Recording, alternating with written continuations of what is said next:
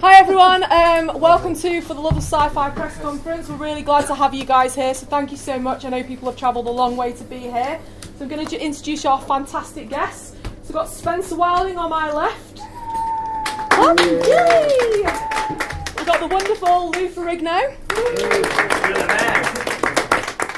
We've got Mclaughlin. We've got Mike Quinn.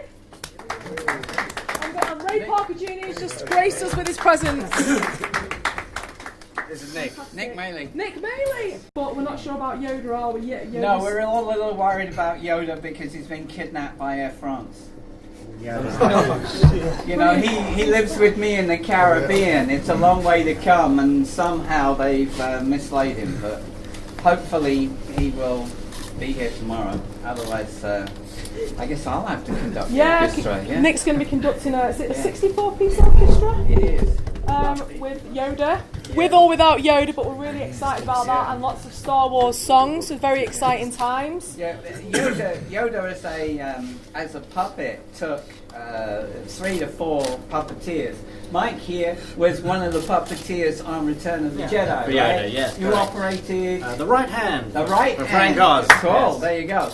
And so basically, they spent a lot of time setting up each of the shots. So, I remember certainly on Empire, they would rehearse for like 2 hours for a 30-second shot, right? True, yeah. Exactly. Whereas what we did in Puerto Rico was, 5 minutes of live action. It was the first live Yoda performance anywhere, and we're hoping to try and repeat that here tomorrow. Louis, can I ask you a question? Sure. Obviously, I remember you from, obviously, the Hulk. I grew up watching that. But you've also voiced the new Hulk series as well. How did you find that transition from actually playing the character of the Hulk to the work you've done on the newer films? How did you find that difference? Well, it's great because at the time I did the series, another guy did the voice. His name was Ted Cassidy on Addams Family. He had a very deep voice. So my voice got deeper over the years. I've always wanted to do the voice. So I remember I began to do the voice on the animated cartoons, UPN. But then one time I was at New York Comic Con, and the director who directed the second Hulk, and he made a joke. He said, "Can you voice the Hulk?" I said, "Sure." So he said, "Okay, he hired me on the spot." Because it's challenging because I've always wanted to do the voice because I know how the Hulk thinks and feels. Because the animated, the CGI is so different. So that's why I was able to do the voice and get more of the touch of the Hulk. And the interesting thing is that when they give me the dialogue to do, they won't tell me the storyline. So I had to improvise by myself in this room, different sound according to the dialogue and different emotion, and they picked the best one.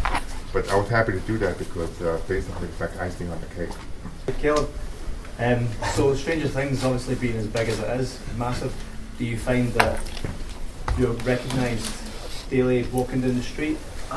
Yes, and I realize I get recognized more when it's fresh, and I'm getting older, so I start looking different, and some people don't recognize me because they're like, "I thought you were like 4 foot tall, 4 feet," and I'm like, "No, I'm 17. Wow, I thought you were 9." So it's different. Like right now, I look totally different from season 2. And some people, unless you follow me, then you'll know who I am. But sometimes people don't really follow me. They'll see me from the show, and that's it. But most of the time, I get recognized a lot. Yeah. Could I just ask you a question as well, Caleb? Sure. So, I don't want to say child actors, but it's quite common with younger actors that they start off in the careers quite kind of like it's a boom, isn't it? And then it slowly kind of fades away. Do you have any kind of concern of that happening with you? If it happens, it happens. It's nothing for me to worry about. Because if you worry about it, then that's how you get paranoid, and then that's when insecurity's coming, right? And suicidal thoughts. Don't need that. I'm not saying that's just how some kids are. Like you get excited about just having this fandom, and it's like, oh, people love you so much, and then when no one's giving you that attention, the kids, and then people just like really, they feel like they feel wanted. They want to be wanted, Yeah. So I don't need to worry about that. You've got brilliant attitude, mate. How old are you there? How old are you there? Oh, I think 16. There you go. 16, 15. Yeah. This is a picture, a year old. Oh wow. Both of us took. One year when it's been my series. Those were the days. Probably, yeah. Yeah, but I don't worry about that at all. Okay, Yeah. thank you. Hi, Ray. If it doesn't warm up, I don't know if we can do the song. Yeah, my hands are too cold to do anything. You got to warm it up downstairs. As a performer, what city, at least in the UK, do you find has the wildest crowds when you play the famous Ghostbusters theme? Which, say it again now? So when you're in the UK, so for instance, we're from Scotland, and anytime big artists come to Scotland, the response is always that the Scottish are wild because they really love music, so that's a party. So the question I was asking to you is, well, when you're in the UK and performing the track that you're most known for, the Ghostbusters theme, what city has the biggest? Well, first of all, the UK, I always have a great time. I have more awards and more Grammys, if you want to call it that, or stuff that happens. UK, more records go gold here than any other country I've ever performed in. I mean, the stuff I wrote for Barry White, Skull and Gold, Shaka Khan, it just seemed like whatever I'm doing here, New Edition, takes off really big. Obviously, the biggest is Ghostbusters. Princess Anne gave me the BAFTA award, which was a really, really big deal. It's amazing. My son is 3 years old, and he wears his Ghostbusters t-shirt, and your song is his favourite. Every day Thank you very much. Alexa, play Ghostbusters. That's my favourite song. Sorry, go ahead. Sorry, Ray. What kind of modern day films have you kind of been drawn to? Like, do you? What am I asking? I suppose, what kind of films do you enjoy the most? Kind of To go watch? Yeah. The last film I saw like a couple of days ago was Creed. That was pretty good. Yeah. Creed. Yeah. So I guess we'll see Carl Weathers and Virginia Nielsen. Cool. Can Thank you. Sorry, was you going to say? Go ahead. Can I just say, I mean, I represent a lot of local, young, up-and-coming actors and musicians, and they always ask, for advice on what would you say now, having done what you've done. So, I mean, you've all done great things in, in music and television and films. What is it that you say to people starting out now? What would you tell them to avoid or to do? There's always two things. One is stay home and let your parents pay for it all. That won't work, but for so long. Then the other one is, I always tell people, you only live really one time. So I think there should be no plan B. I think just like the Army guys should burn the bridge after you cross it. And, because everybody I've ever seen that went for plan B, they end up doing plan B. They say, I'm going to go to college, I'm going to be a secretary in case this doesn't work. Everybody does what in case it doesn't work. So if you're going to go out and do it, you got to go all in.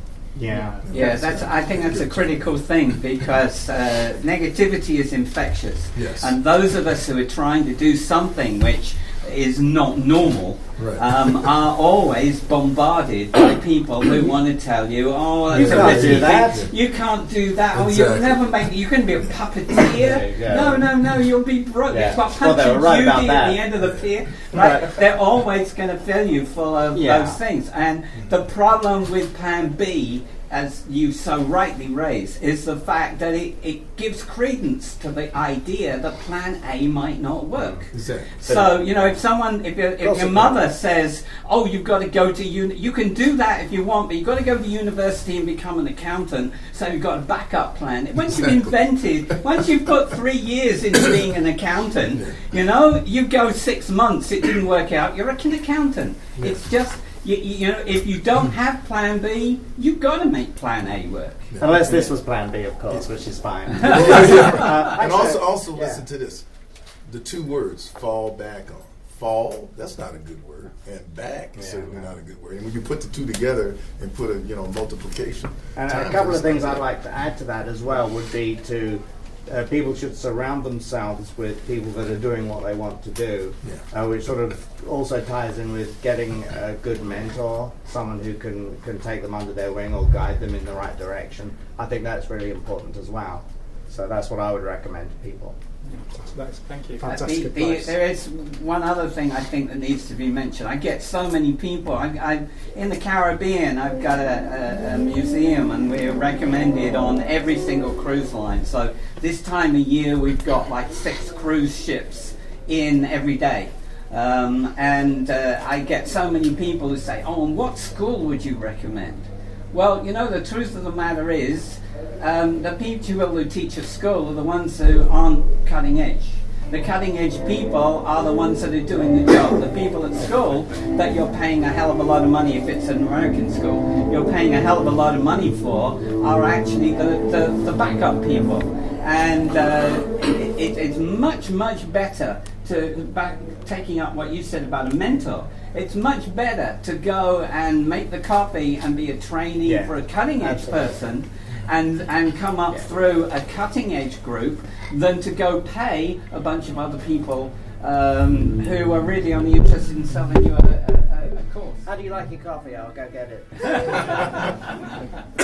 I think you should give a big hand to this guy. Yes! Yeah, man. You can't put it all together. What are you going to do with that James Earl Jones voice? Hard work. Oh, I got my own little voice going on. I got my own voice going on.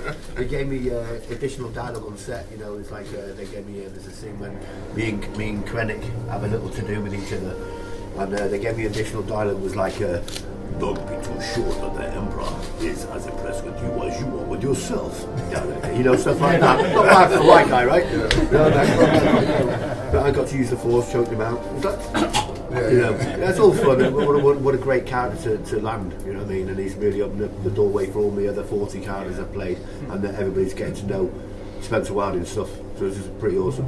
So, just following on from that, like, what kind of, or if any, did you feel pressured when you were told that you were going to be literally filling the boots of Darth Vader? I felt pressured? Not at all. I was just like, wow. Because there's this real spirit and presence of Darth Vader, like all the other characters. He took over me, and I was just doing as I was told. Yeah. Do you know what I mean? And he just took direction. He was just an amazing presence, and he's a serious guy. I play around with my characters on set sometimes, but you couldn't do it with him. He was just too serious. Yeah. You know what I mean? Yeah. Yeah, that's it, man. Yeah, I loved it. It's great. Was there anything, whilst filling that role, was there anything that you really wanted to do but you didn't quite get to? Yeah, well, you know, I didn't get to keep the Death Star. I was a bit gutted about that. Small. As soon as I got on camera, it wouldn't work. My choking wouldn't work. No, it's just great. It was great to wear the costume, to feel the costume, and the cloak, and just the presence of him. It was just immense. Yeah. You know what I mean? It was immense. So it was awesome. Is it still a really heavy costume? It was a colossally heavy costume when they made the original. The cloak must have weighed a couple of stone for sure. You know, it was a heavy cloak, and when we were doing all the stills and stuff, all the promotional work for it, the way you could move the cloak, you could really play with it, you could snake it, you know. And the way they put it, when you go into character, the dressers really respect you. You're Darth Vader, Simples. They're putting it on you nice and slowly. The last thing to go on is the saber. Do you know what I mean? It's like you don't mess with him. It wasn't me. You don't mess with him. You know, he's Darth Vader, and you got to respect him. All hail Darth Vader. I would imagine the stress of, everybody in the world knows who Darth Vader is. Right? So when they look at you, they have to see Darth Vader. Well, my nickname's Big Spen. That's gone out the window. It's like, Darth, you know what I mean? Darth side, you know, it's everything, you know. And so many people are hitting you every day. I love it. You know, if I didn't like that side of it, I'm in the wrong job. Do you know what I mean? And it's great to meet the fans. Thank you. Lou, could I ask you a question? Sure. Yeah. Well, I just kind of wanted to get a couple of thoughts off you. So obviously recently Stan Lee passed away. I was just wondering if you met him personally. I'm sure you had, and what you kind of thought of him and his contribution. Well, same with my whole life, because at the age of 12, 13, I used to read the comic book. I remember the beginning of the comics that were written by Stan Lee. Yeah. And it got me into bodybuilding, to fitness. If it wasn't for Stan Lee, I wouldn't be here. Wow. And I was close friends with him for many years, because, you know, the guy lived to be 95. I met him in MegaCon.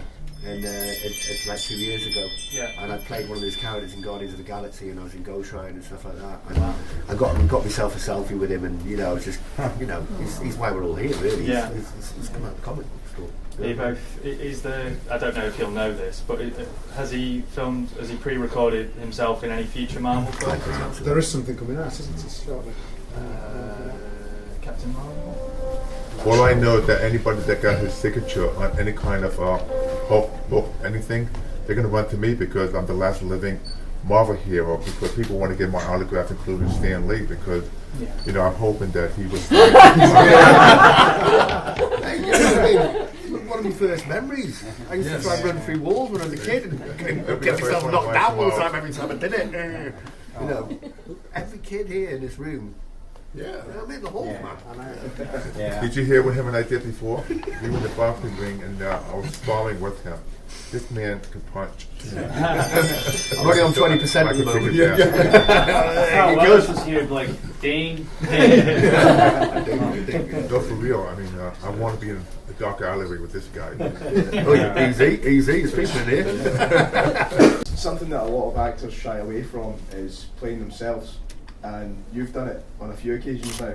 How do you find playing an exaggerated version of yourself? Is it as much fun? It's kind of interesting because I did a movie called The Godson with Rodney Dangerfield and Dom DeLuise. And one night the producers, they were watching the movie. They said, why not have Lou on King of Queens, one of the episodes? So they called me, rang my phone, and they said, we have a part for you to play yourself on the show. I said to myself, play myself, because I've done comedy, but what happens every day, I go through the same thing you see on the show, people screaming the Hulk, all kinds of you know, statement. I said, sure, why not? I did one episode. That got me involved doing comedy. Then the movie came out called I Love You Man. I get to play myself in the movie. So why not? Because comedy is hard, but I enjoy doing it because I still go through that every day in life. Yeah. No Hulk jokes, don't call me the Hulk, stuff like that. Like for example, last week, my neighborhood, there's a lot of construction going on, building houses. There's one guy going, hey Hulk! What you doing, Hulk? No Hulk joke! When I heard that, that's from King of Queens. You can hear it yelling down the street.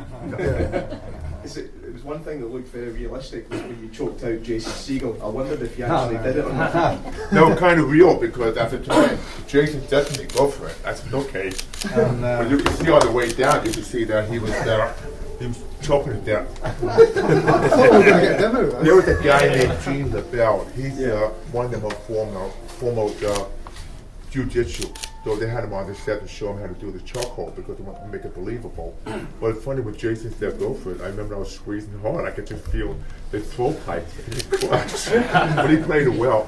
But that movie, it was the best comedy of 2008. And I can't tell you how many mothers, how many girlfriends bring their boyfriends and they say to me, please put the chokehold on my boyfriend. They have this round look on their face like, hurt him. I'll see you later. Thank you.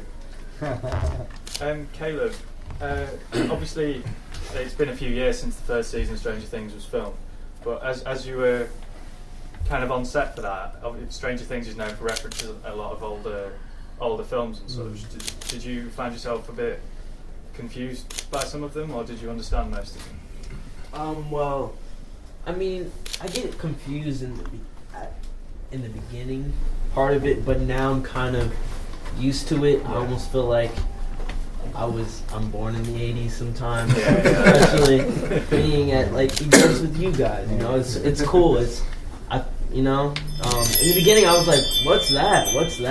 Now it's just like, oh yeah, that's that. That's so and so, you know.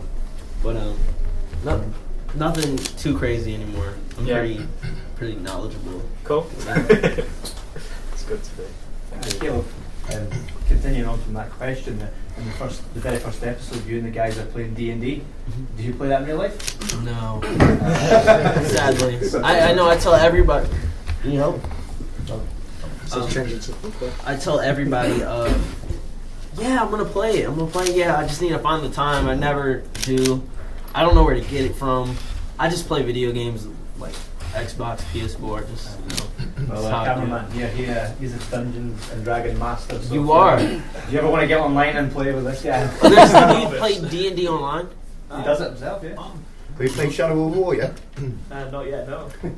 We filmed Shadow of War in Ukraine last year, and I played Luke. He's a bit of a bad boy. He's cutting off heads. It's an 18. Shadow of War, friend or foe. But they use real actors to promote the game with makeup, like 4 actors, and we filmed in Ukraine on the Black Sea. It was 26 below. Wow. And I had painted blue skin. That's it. So I had 10 girls with hair dryers trying to keep me warm. And you said his name was Luke? Noruk. He's an orc. Yeah, he's an orc. And you can watch the trailer. He's pretty ferocious. He's a nasty character, but he loves cutting heads off and licking blood and stuff off his sword. He's not right at all. Good to meet him. I'm going to see you later. Lou, can I just ask? You've worked with so many people and done so many things. What would have been your highlight? I mean, the person you've worked with or something. You've done so many things throughout your career. What would be your biggest highlight? You know, an opportunity you've been involved in. All the things I've done was the biggest what? Highlight. Sorry, it's my favourite. What's been I'm just going to thought. In my life, I would say when I first won the first Mr. Universe competition at the age of 21, I was the youngest person to win the competition. And before then, everyone speculated, saying that I would never be a world champion. And I was so determined to prove to myself, because to win the competition, because I want to be one of the best in the world. When that happened, I realized that because I embraced my passion and something I want to achieve, I feel like I'm doing something right. This is my vehicle to be successful. That was like probably the highlight, because that opened the doors to everything else. Because growing up as a kid, I had to deal with hearing issues, speech issues. I was bullied my whole life. So it was all about the naysayers, negativity. But I kept following my path, my passion. But that I would say was the highlight. That was like the greatest victory in my life. Beautiful. I have many more victories after that, but that was like the beginning. Ray, you're also obviously a really experienced That film means actor. I'm old. Okay, but go ahead. I said. I was just kind of wondering, because I'm studying TV production and stuff like that. I was wondering what kind of things. So, like working with directors, what have been your favourite kind of traits within them as a professional? Like what kind of makes you feel at ease or that you like working with them? Who says I like working with them? if you do. Well, first of all, I've been successful at it, but the problem with working with a director is it's his idea. You got to satisfy him. Yeah. As opposed to if I'm just making a record, I just satisfy me and the people, right? And the director, because he cut the film, he has something in his head that he's imagining that he can't get out of his head on paper to explain to you. So you have to kind of go with what he's explaining. And he's like, a little more purple, a little more orange. And like, what does that mean? And the worst case I've ever had is there was a cartoon I was doing, and they had me slaving on this thing because they needed it by next week, and I stayed up day and night for a week. And I went to the meeting, and they said, "Oh, we cut that out 2 weeks ago. we cut that out of the script." And I'm like, nobody told me, and I've been up like day and night. And so it can be a lot of fun, but it can be kind of disastrous too. So it's an interesting thing. I've got a question. Caleb. So, you had an episode in Stranger Things where you guys dressed up as the Ghostbusters. What was that like? You got Ray Parker Jr. Well, I just showed you. Did you see the picture? Yeah, I saw the picture. I got a picture. Yeah, what was it like? It was okay. Don't get mad. I didn't see it at the time. Yeah. So it was still super cool because I knew about Ghostbusters and songs and everything, the fandom around it. So it was pretty amazing to be. Like, it was another part of history, like Ghostbusters, but then Stranger Things Ghostbusters. And then when it came out and how people loved it so much, it was just kind of cool to be a part of that, love. Like, Part of that legacy. Yeah, kind of, yeah. Would you, hey, what, are we part of the legacy? Part of the legacy. I heard it was y'all biggest episode. Yeah, it was, yeah. Halloween. In fact, maybe before it's over, I'll do Who You Gonna Call It. You two guys can do Ghostbusters on the camera. Whoa. I'll show it to the guys at Sony. See what Okay, cool. have a little fun. The Marshmallow Man would just walk in and be out. Put a big costume on. Sell that too. Fade white.